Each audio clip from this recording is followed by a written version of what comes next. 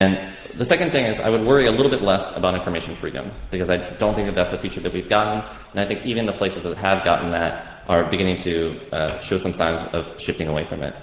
And then the third thing is that I would worry a lot more about forward security, that I think this is going to become more and more important as we move forward. In 2004, Nikita Borisov, Ian Goldberg, and Eric Brewer wrote a paper called Off the Record Communication, or Why Not to Use PGP. And their observation was pretty straightforward. What they noticed was that if you look at how PGP works, probably, almost seems like almost nobody uses PGP, but most people know how it works, right? Which is, let's say that I want to send an email to Bob. I get Bob's public key, and I encrypt my email with Bob's public key, and then I send it to Bob. If I want to send another email to Bob, I use Bob's same public key, encrypt that email, send it to Bob, on and on and on. And the problem is that if at any point Bob's public key is compromised, then every email that you've ever sent using that key is now also compromised. That if I send an email to Bob today, it is secure, but if even 20 years in the future someone manages to compromise Bob's public key, that email is now lost. So the big problem is that one key compromise affects all previous correspondence.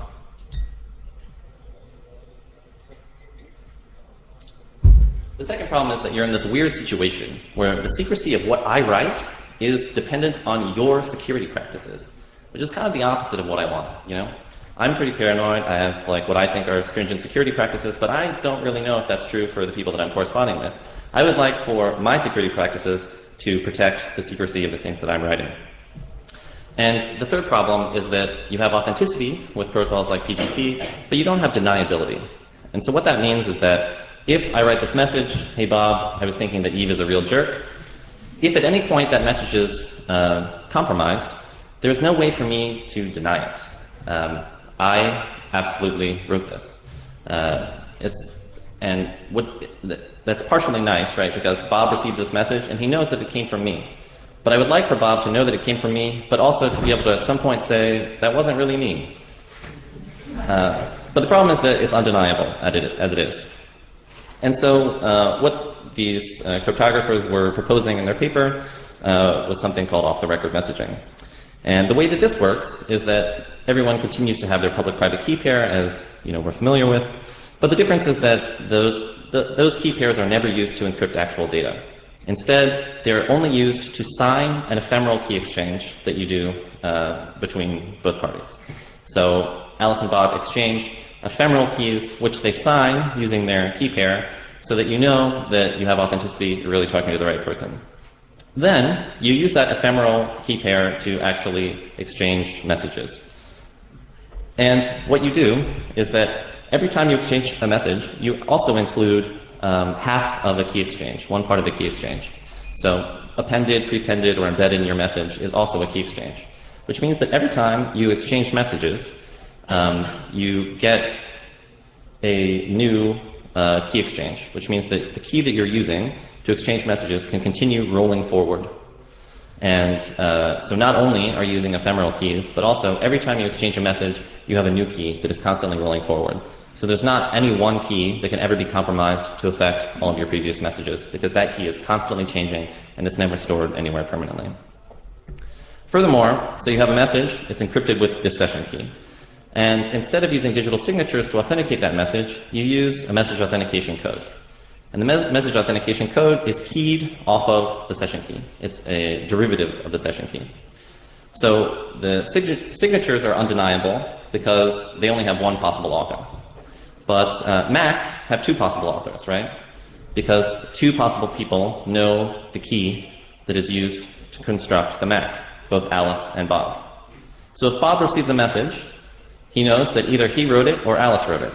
And since he knows that he didn't write it, he knows it was Alice. But if at any point he presents this message and says, Alice wrote this, isn't it fucked up? That Alice can say, no, that was Bob. And there's no way for anyone to differentiate whether it was one or the other. What's more, since this message authentication key is a derivative of the session key, and the session key is constantly rolling forward, it means that the MAC keys are constantly rolling forward as well. And once you've rolled forward to a new MAC key, it is no longer sensitive. The old one can be given away. It doesn't matter if you keep it secret or not. And so they explicitly publish it openly in the clear in this protocol. So every time the MAC key becomes obsolete, they publish it widely, which means that now anyone could potentially have been watching this thing and can use an old MAC key to modify or forge an old message, which means that this cannot be used to inject new messages, which would be received by Bob and authenticated as secure because they've moved on to a new MAC key. But if someone presents a message, hey, Alice wrote this, isn't it fucked up? You can say not only, well, it might have been Bob, but also it could have been anybody. Any potential eavesdropper could have constructed this message. So now we have authenticity, and we have a really strong notion of deniability. So the nice thing about OTR is that one key compromise does not affect all previous messages, but also that you get authenticity and deniability. So I think that protocols like this are going to be very important in the future, that as we move forward, anytime we see secure protocols, the first thing we should say is this forward secure? Because we're moving into this world where key disclosure is becoming more and more of an issue. So another project that I started with people from the Institute for Disruptive Studies is this project called Whisper Systems. And what we're trying to do is combine forward secure protocols into mobile phones, which are sort of these two trends that I'm interested in working on in the future. This place where we're asked to make this choice that I think isn't really a choice, and also where forward secure protocols are going to become more and more important. So the two things that we're working on right now are first a encrypted voice application that uses forward secure protocols. And we're writing this for Android, just because it's the easiest thing to do at first. And there are other encrypted voice applications that have been on the market for a while. But what we want to do is distribute something for free that is extremely, extremely easy to use. That we want this to be as easy to use as making a normal phone call. That it should be integrated into your existing dialer on your smartphone. That all the addressing should be based on existing phone numbers, and that it should be as easy or easier to make a secure call than just to make a normal call. The way that this works is by using the data channel, either Wi-Fi or 3G, to actually transmit the voice communication. And so there's this question, doesn't VoIP suck? And the answer is usually yes, but the reason that I think it sucks usually comes down to signaling.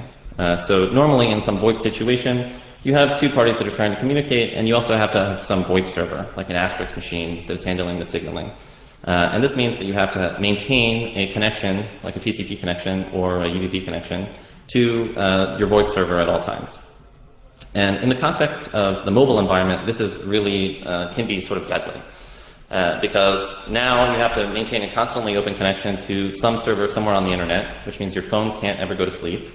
And it also means that as you're sort of moving around, you might go in and out of network connectivity, the connections could break, one party might not notice that the connection is broken, and now you have this sort of half-open situation, and things start to work poorly. So what we've decided is that in the mobile environment, a lot of the signaling can actually be pushed onto the existing signaling infrastructure that is used for telecommunications. That there's this really nice signaling mechanism, it's called the phone company, they know how to address devices on their network, and they're pretty good at it. And so what we're trying to do is leverage that existing thing to use the signaling in our application. And so initially what we're doing is using the signaling using SMS.